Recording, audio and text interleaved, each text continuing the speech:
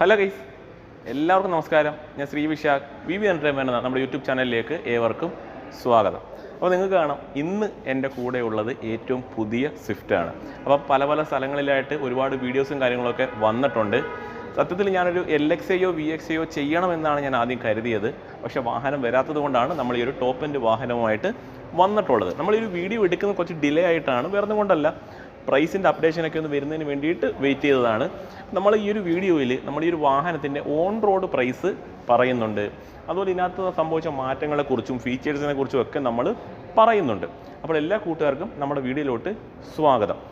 അപ്പോൾ അത് തന്നെ പ്രൈസിലേക്ക് കടക്കാം. അപ്പോൾ ഈ ഒരു വാഹനത്തിലേക്ക് വരുന്ന സമയത്ത് നിങ്ങൾക്ക് വേരിയൻസിനെ കുറിച്ച് ഓൾറെഡി അറിയാം. മാരുതി ലൈനപ്പിലുള്ളത് LXI VXI എന്ന രീതിയിലാണ് പോകുന്നത്. പക്ഷേ ഈ ഒരു സ്വിഫ്റ്റിലേക്ക് വന്ന സമയത്ത് സംഭവിച്ചൊരു മാറ്റം. LXI ഫസ്റ്റ് വേരിയൻറ്റ്, പിന്നെ VXIക്ക് ശേഷം VXI ഓപ്ഷണൽ എന്ന് പറയുന്നൊരു വേരിയൻറ്റ് കൂടി വന്നു. അപ്പോൾ VXIയിൽ നിന്ന് VXI ഓപ്ഷനിലേക്ക് പോകുന്ന സമയത്ത് ഒന്ന് രണ്ട് ഫീച്ചേഴ്സിൻ്റെ ഒരു വ്യത്യാസം മാത്രമാണ് വരുന്നത്. അതിനുശേഷം പഴയതുപോലെ തന്നെ ZXI പ്ലസ്, ZXI പ്ലസിൽ തന്നെ ഡ്യുവൽ ടോൺ കൂടി നമുക്ക് വരുന്നുണ്ട്. മൊത്തത്തിൽ ഇപ്പോൾ എത്ര വേരിയൻറ്റ്? നമുക്ക് 5 വേരിയൻ്റാണ് നിലവിൽ നമുക്ക് മൊത്തത്തിൽ ഉള്ളത്. പിന്നെ ഓട്ടോമാറ്റിക്കിലേക്ക് നമ്മൾ പോയി കഴിഞ്ഞാൽ 4 വേരിയൻറ്റ് നോർമലി ഉള്ളതുപോലെ തന്നെ VXI തൊട്ട് പോകുന്നു. VXI ഓപ്ഷൻ, അതുപോലെ തന്നെ ZXI പ്ലസ്, ആ രീതിയിലാണ് ഓട്ടോമാറ്റിക് വേരിയൻറ്റുകൾ പോകുന്നത്.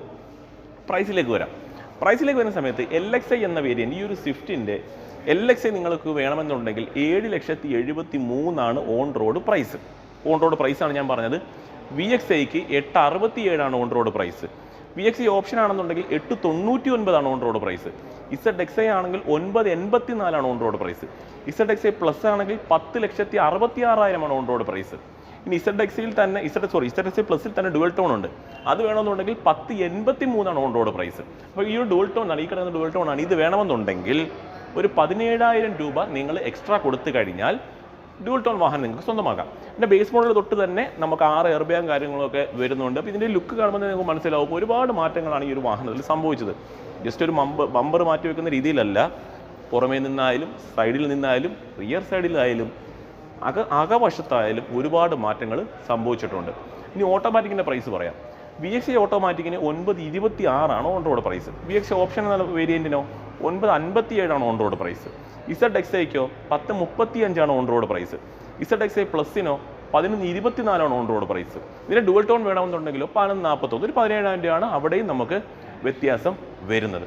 പ്രധാനപ്പെട്ട ഒരു മാറ്റം ഈ വാഹനത്തിൽ സംഭവിച്ചത് എന്താണെന്ന് ചോദിച്ചു കഴിഞ്ഞാൽ, ഇതിൻ്റെ എൻജിൻ്റെ ഭാഗത്ത് നിന്ന് തന്നെയാണ് ഏറ്റവും വലിയ മാറ്റം വാഹനത്തിന് സംഭവിച്ചത്. അപ്പോൾ തുടക്കത്തിൽ തന്നെ നമുക്ക് ആ ഒരു എൻജിൻ റൂം നമുക്കൊന്ന് ഓപ്പൺ ചെയ്യാം. അപ്പോൾ എൻജിൻ റൂമിലേക്ക് വരുന്ന സമയത്ത് അപ്പോൾ നിങ്ങൾ ആ ഒരു ഹുഡിൻ്റെ ഈ ഒരു ഡിസൈനെ കുറിച്ച് നമുക്ക് പിന്നെ സംസാരിക്കാം. അതിപ്പോൾ എല്ലാവരും കാണുമ്പോൾ തന്നെ മനസ്സിലാവുന്ന കാര്യം. ജസ്റ്റ് ഒന്ന് എൻജിൻ റൂം ഒന്ന് ഞാൻ തുറന്ന് കാണിച്ചു തരാം. കണ്ടേ, ഇതാണ് നമ്മുടെ വാഹനത്തിൻ്റെ എൻജിൻ റൂം വരുന്നത്. അപ്പോൾ ഏറ്റവും പ്രധാനപ്പെട്ട മാറ്റം സംഭവിച്ചത് എൻജിൻ റൂം ആയതുകൊണ്ട് തന്നെ ജസ്റ്റ് എൻജിൻ റൂം ഒന്ന് നമുക്ക് കണ്ടു നോക്കാം. ഇതിൻ്റെ ഒരു സ്പെക്കിലേക്ക് വരുന്ന സമയത്ത് ഈ ഒരു എൻജിൻ, നിങ്ങൾ ഈ കാണുന്ന ഈ എൻജിൻ്റെ സ്പെക്ക് എന്നുള്ളത് 1.2 3 സിലിണ്ടറാണ്. Z1 സീരീസ് എന്നാണ് അതിന് പറയുന്നത്. 1197 cc, 82 PS, 112.7 Nm ടോർക്കുമാണ്.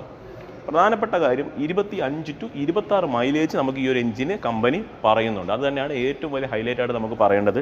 അപ്പോൾ പഴയ എൻജിനായിട്ട് നമ്മൾ നോക്കുന്ന സമയത്ത് ചെറിയ വ്യത്യാസങ്ങളുണ്ട്. നേരത്തെ 1.2 4 സിലിണ്ടർ ആയിരുന്നു. പവറിനകത്ത് ശകലം കുറവ് വന്നിട്ടുണ്ട്. അതുപോലെ മൈലേജിനകത്ത് നല്ല രീതിയിൽ വേരിയേഷനും സംഭവിച്ചിട്ടുണ്ട്. അതാണ് മെയിനായിട്ട് നമുക്ക് എൻജിനെ കുറിച്ച് പറയേണ്ട കാര്യം. അപ്പം നേരത്തെ പഴയ എൻജിനകത്ത് ഉള്ളതുപോലെ തന്നെ താഴ്ഭാഗത്തൊക്കെ നോക്കിക്കഴിഞ്ഞാൽ നമുക്ക് ആ ഒരു കവറിങ്ങും കാര്യങ്ങളൊക്കെ നൽകിയിട്ടുണ്ട്. അത്യാവശ്യം സ്പേസും കാര്യങ്ങളൊക്കെ നമുക്ക് അവൈലബിൾ ആണ്.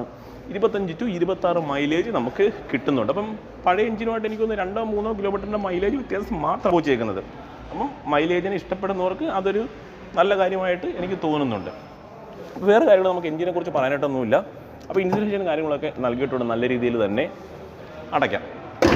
പിന്നെ നമ്മൾ നോക്കുന്ന സമയത്ത് നമുക്ക് ആ ഒരു ഹുഡിൻ്റെ പോർഷൻ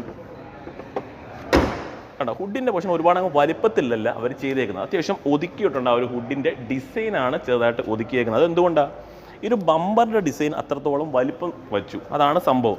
അതായത് നിങ്ങൾ നോക്കുന്ന സമയത്ത് ഈ ഒരു ബമ്പർ ഇവിടെ മുതലാണ് ബമ്പർ സ്റ്റാർട്ട് ചെയ്യുന്നത്. അപ്പോൾ ഇവിടെ മുതൽ കണ്ടുന്ന സിംഗിൾ പീസ് പോലെയാണ് അത് പോയേക്കുന്നത്.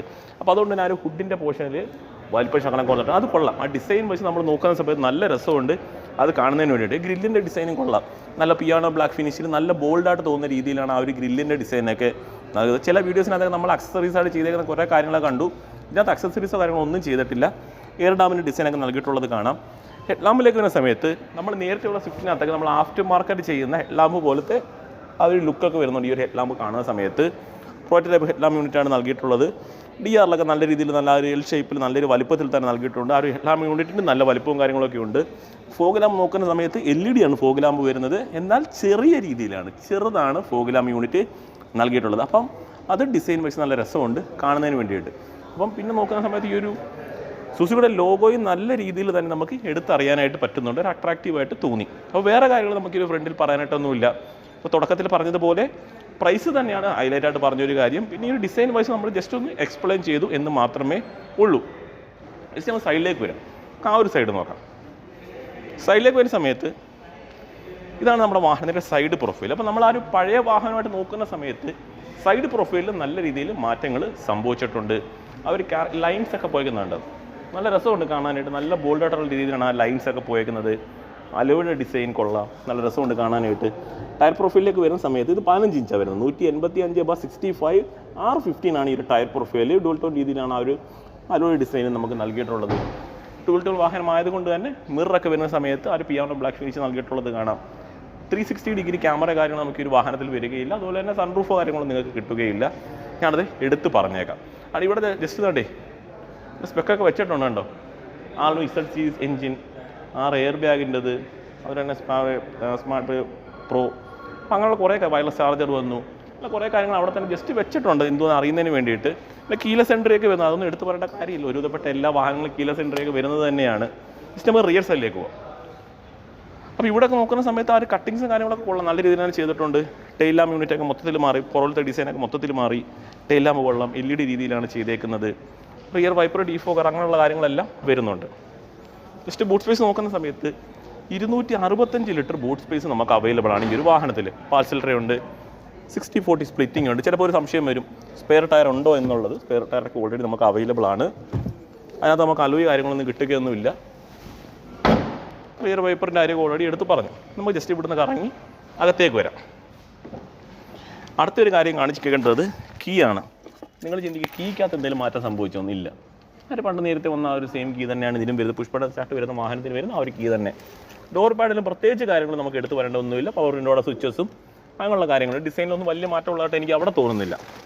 അകത്തേക്ക് നോക്കുന്ന സമയത്ത് സീറ്റ് ഹൈറ്റ് അഡ്ജസ്റ്റ്മെൻറ്റ് അവൈലബിൾ ആണ്. മാനുവലി ചെയ്യണം. പുഷ്പട സ്റ്റാർട്ട് നമുക്ക് അവൈലബിൾ ആണ്. സ്റ്റിയറിംഗ് നമുക്ക് ഹൈറ്റ് മാത്രമേ നമുക്ക് അഡ്ജസ്റ്റ് ചെയ്യാനായിട്ട് സാധിക്കുകയുള്ളൂ. ഇനി നമുക്ക് അകത്തേക്ക് വരാം. അകത്തേക്ക് വന്ന് അകത്തെ കാര്യങ്ങൾ ഞാൻ ജസ്റ്റ് ഒന്ന് കാണിച്ചു തരാം. അകത്തേക്ക് നോക്കുന്ന സമയത്ത് അത്യാവശ്യം നല്ല രീതിയിൽ തന്നെ നമുക്ക് ആ ഒരു ഡാഷ്ബോർഡിൻ്റെ ഡിസൈനൊക്കെ കമ്പനി ചെയ്തിട്ടുണ്ട്. കണ്ടോ, നല്ല രസമുണ്ട് കാണാനായിട്ട്. അകത്തേക്ക് നോക്കുന്ന സമയത്ത് ആ ഒരു ഇൻസ്ട്രുമെൻറ്റ് ക്ലസ്റ്ററിൻ്റെ ഡിസൈനൊക്കെ ഫുള്ളി മാറിയിട്ടുണ്ട്. അത് കൊള്ളാൻ നല്ല രസമുണ്ട് കാണാനായിട്ട്. പിന്നെ ആ ഒരു സ്റ്റിയറിംഗിലേക്ക് വരുന്ന സമയത്തും നല്ല രസമുണ്ട്. പുതിയ സ്റ്റിയറിംഗ് വീൽ വന്നു. ഇവിടെ തന്നെ നല്ല പിയാനോ ബ്ലാക്ക് ഫിനിഷ്, ഗ്ലോസി ഫിനിഷൊക്കെ നല്ല രീതിയിൽ വരുന്നുണ്ട്. 6 എയർ ബാഗിൻ്റെ കാര്യം ഓൾറെഡി ഞാൻ എടുത്തു പറഞ്ഞതാണ്. ജസ്റ്റ് ഓണായി വരുന്നത് കാണിച്ചു തരാം എങ്ങനെയാണെന്നുള്ളത്, ഏത് രീതിയിലാണ് എന്നുള്ളത്. കണ്ട് ഈ രീതിയിലാണത് ഓണായി വരുന്നത്. അപ്പോൾ നമ്മൾ ഈ ഒരു ഡാഷ്ബോർഡിലേക്ക് നോക്കുന്ന സമയത്ത് മെയിനായിട്ടൊരു അട്രാക്ഷൻ നമുക്ക് ഈ ഒരു ഇൻഫോർമേഷൻ സിസ്റ്റം തന്നെയാണ്. അത് പുതുതായിട്ടൊന്നൊരു മാറ്റമാണ്. വളരെ പെട്ടെന്ന് നമ്മുടെ കണ്ണിൽപ്പെടുന്ന രീതിയിൽ തന്നെയാണ് അത് ചെയ്തേക്കുന്നത്. ഓട്ടോമാറ്റിക് ക്ലൈമറ്റ് കൺട്രോൾ നൽകിയിട്ടുള്ളത് കാണാം. വയർലെസ് ചാർജർ ഓൾറെഡി വരുന്നുണ്ടെന്ന് ഞാൻ പറഞ്ഞു. USB സ്ലോട്ടും ചാർജിങ് സോക്കറ്റും ഒക്കെയാണ് വരുന്നത്. ഡാഷ്ബോർഡിൻ്റെ ഡിസൈനൊക്കെ നല്ല രസമുണ്ട് കാണുന്നതിന്. കണ്ട് നല്ല രസമുണ്ട് ഇത് കാണുന്നതിന്. ഇവിടെ ചെറിയൊരു ഗ്ലോസി പോലത്തെ ഒരു ഫിനിഷൊക്കെ നൽകി. അത്യാവശ്യം സ്റ്റോറേജ് സ്പേസ് വരുന്നുണ്ട്. മിറർ മാനുവലി കൺട്രോൾ ചെയ്യണം. ഇവിടെ ഒരു ലൈറ്റ് നൽകിയിട്ടുണ്ട്. ഇവിടെ ഒരു മിററും നമുക്ക് അവൈലബിൾ ആണ്. ഇവിടെ ടിക്കറ്റ് ഹോൾഡറുമാണ് വരുന്നത്. അപ്പോൾ വേറെ കാര്യങ്ങൾ നമുക്ക് ഈ ഡാഷ്ബോർഡിനെ കുറിച്ച് പറയണം. പിന്നെ ഒരു കാര്യം നമുക്ക് നോക്കുന്ന സമയത്ത് ഈ ഒരു ഡാഷ്ബോർഡ് ഡിസൈൻ ഈ ഒരു ഭാഗം നോക്കുന്ന സമയത്ത് കുറച്ച് ഫ്രണ്ടിലേക്ക് തെള്ളിയിരിക്കുന്ന രീതിയിലും ഇവിടെ നിന്ന് നോക്കുന്ന സമയത്ത് കുറച്ച് അകത്തേക്ക് നിൽക്കുന്ന രീതിയിലാണ് ആ ഒരു ഡിസൈൻ നൽകിയിട്ടുള്ളത്. ആ ഒരു ഇൻഫോർമേഷൻ സിസ്റ്റമൊക്കെ നമ്മൾ ആ ഒരു ഡ്രൈവറുടെ അടുത്തേക്ക് ചരിഞ്ഞിരിക്കുന്ന രീതിയിലാണ് ആ ഒരു ഡിസൈൻ എലമെൻറ്റ് നൽകിയത്. ആ ഒരു AC കൺട്രോൾസ് ഒക്കെ ആയാലും അതൊക്കെ കൊള്ളാൻ നല്ല രീതിയിൽ ചെയ്തിട്ടുണ്ട്. ഇതാണ് സീറ്റിൻ്റെയൊക്കെ ഒരു ഡിസൈൻ വരുന്നത്. അത്യാവശ്യം സ്റ്റോറേജ് സ്പേസ് ഒക്കെ നമുക്ക് അവൈലബിൾ നേരത്തെ ഉള്ളതുപോലെയാണ്. കപ്പ് ഹോൾഡർ വരുന്നുണ്ട്. ഈ ഗിയർ ലെവലിൻ്റെ ഡിസൈനിലൊന്നും പ്രത്യേകിച്ച് മാറ്റങ്ങളോ കാര്യങ്ങളൊന്നുമില്ല. ആംബ്രസ്റ്റോ കാര്യങ്ങളൊന്നും നമുക്ക് അവൈലബിൾ അല്ല. പിന്നെ പെട്ടെന്ന് കാണുന്ന ഒരു കാര്യം ഈ ഒരു ചാർജിങ് സോക്കറ്റാണ് കേട്ടോ. ഈ ഒരു C ടൈപ്പ് കൂടി അവർ എക്സ്ട്രാ നൽകിയിട്ടുണ്ട്. നല്ലൊരു കാര്യം തന്നെയാണ്. വേറെ കാര്യങ്ങൾ നമുക്ക് എടുത്ത് പറയേണ്ട കാര്യമൊന്നും ഈ ഒരു പോർഷനിൽ വരുന്നില്ല. ഇനി നമുക്ക് നേരെ റിയർ സൈഡിലേക്ക് കയറാം. എടുത്ത് പറയേണ്ടത് ആദ്യത്തെ കാര്യം ഈ ഒരു റിയർ AC വെൻ്റ്. നേരത്തെ എനിക്കൊന്ന് സ്വിഫ്റ്റിനകത്ത് റിയർ AC വെൻ്റ് ഇല്ല. നിലവിൽ നമുക്ക് റിയർ AC വെൻ്റ് അവർ എക്സ്ട്രാ ആഡ് ചെയ്തിട്ടുണ്ട്. ചാർജിങ് സോക്കറ്റ് ഓൾറെഡി ഞാൻ പറഞ്ഞു. ഫോൺ വെക്കാനുള്ള ഒരു സ്ലോട്ട് കൂടി അവിടെ വെച്ചിട്ടുണ്ട്. നല്ല യാത്രാസുഖം അത്യാവശ്യം കിട്ടുന്ന രീതിയിലുള്ള സീറ്റാണെന്നാണ് എനിക്ക് തോന്നുന്നത്. ഇരുന്നിട്ട് കുഴപ്പം നല്ല കംഫർട്ട് ഉണ്ട് ഇരിക്കാനായിട്ട്. അഡ്ജസ്റ്റബിൾ ഹെഡ് റെസ്റ്റ് ആണ് വരുന്നത്. ഒരു ആംറെസ്റ്റോ കാര്യങ്ങളൊന്നും വരുന്നില്ല. കൊള്ളാം, അത്യാവശ്യം സ്പേസ് വരുന്നുണ്ട് റിയർ സൈഡിൽ, അത് കൊള്ളാം, നല്ല രസമുണ്ട്. വേറെ ഒന്നുമില്ല ഇവിടെ പറയാനായിട്ട്. നമുക്ക് ജസ്റ്റ് ഇനി ഫ്രണ്ടിലേക്ക് പോകാം. ഡോർ പാഡ് നോക്കിയോ, അത്യാവശ്യം സ്റ്റോറേജ് സ്പേസും കാര്യങ്ങളൊക്കെ തന്നെ ബേസിക് ആയിട്ടുള്ള കാര്യങ്ങൾ തന്നെ അവിടെ വരുന്നത്. പ്രത്യേകിച്ച് പുതുമയായിട്ടൊന്നും പറയേണ്ട കാര്യമൊന്നും അവിടെ വരുന്നില്ല. സ്കൂപ്പിലുള്ള ഡിസൈൻ ആയതുകൊണ്ട് തന്നെ കാല് തട്ടുന്ന ബുദ്ധിമുട്ട് ഒരു പരിധി വരെ നമുക്ക് ഒഴിവാക്കാം. ഇപ്പോൾ കണ്ടല്ലോ, ഇപ്പോൾ നമ്മളിതിനകത്ത് ഹൈലൈറ്റ് ആയിട്ട് പറഞ്ഞത് വാഹനത്തിൻ്റെ പ്രൈസാണ്.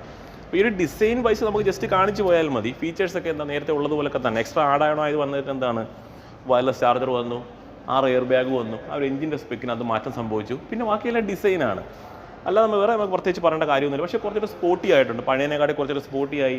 ഹെഡ്ലൈറ്റിൻ്റെ ഡിസൈനൊക്കെ എനിക്ക് ഇഷ്ടപ്പെട്ടു. ഹെഡ്ലൈറ്റ് കൊള്ളാം, ഈ ഒരു പോർഷൻ്റെ ഡിസൈനൊക്കെ കൊള്ളാം, ഗ്രില്ലിൻ്റെ ഡിസൈൻ നല്ല രസമുണ്ട് കാണാനായിട്ട്. അങ്ങനെയുള്ള കുറേ കാര്യങ്ങൾ കൊള്ളാം, നല്ല രസമുണ്ട്. ഇൻഫോർമേഷൻ സിസ്റ്റം നല്ല രസമുണ്ട്, പെട്ടെന്ന് നമ്മുടെ കണ്ണിപ്പെടുന്ന രീതിയിലാണ് അത് ചെയ്തേക്കുന്നത്. അതുപോലെ പ്രൈസ് ഓൾറെഡി പറഞ്ഞു, ഓൺ റോഡ് പ്രൈസ് തന്നെ തുടക്കത്തിൽ പറഞ്ഞിട്ടുണ്ട്. കോൺടാക്ട് ചെയ്താൽ മതി. താഴെ ആകാശിൻ്റെ നമ്പറുണ്ട്, ആകാശിനെ വിളിക്കുക. കൂടുതലായിട്ടുള്ള കാര്യങ്ങൾ ആകാശ് നിങ്ങൾക്ക് പറഞ്ഞു തരുന്നതായിരിക്കും. അപ്പോൾ ഓൾ കേരള ഉള്ളവർക്ക് വിളിക്കാവുന്നതാണ്, എവിടെ നിന്നുള്ളവർക്കും വിളിക്കാം. ഫാസ്റ്റായിട്ട് ഡെലിവറിയും കാര്യങ്ങളും ആകാശം ചെയ്തു തരും. ഇതിൻ്റെ പുറമെ നമ്മൾ ബാക്കിയുള്ള വേരിയങ്ങളുടെ വീഡിയോസുമായിട്ട് നമ്മൾ വരും, കമ്പാരിസൺ ഒക്കെ ചെയ്തിടാം. LX, VX, VS, Z അങ്ങനെയുള്ള എല്ലാ കാര്യങ്ങളും നമുക്ക് ചെയ്തിടാവുന്നതാണ്. വേറൊന്നുമില്ല പറയാൻ. പെട്ടെന്നുള്ള വീഡിയോ ഒരുപാടിട്ട് വലിച്ചു കിട്ടേണ്ട കാര്യമൊന്നുമില്ല. ബേസിക് ആയിട്ടുള്ള എല്ലാ കാര്യങ്ങളും പറഞ്ഞു എന്ന് തന്നെയാണ് എൻ്റെ വിശ്വാസം. അപ്പോൾ അത്രയുള്ള ഇന്നത്തെ വീഡിയോ. അപ്പോൾ ഇതുപോലെ ഉപകാരപ്പെടുന്ന വീഡിയോ ആയിട്ട് അടുത്ത ദിവസം വരും. അവരെല്ലാ കൂട്ടുകാർക്കും ബൈ.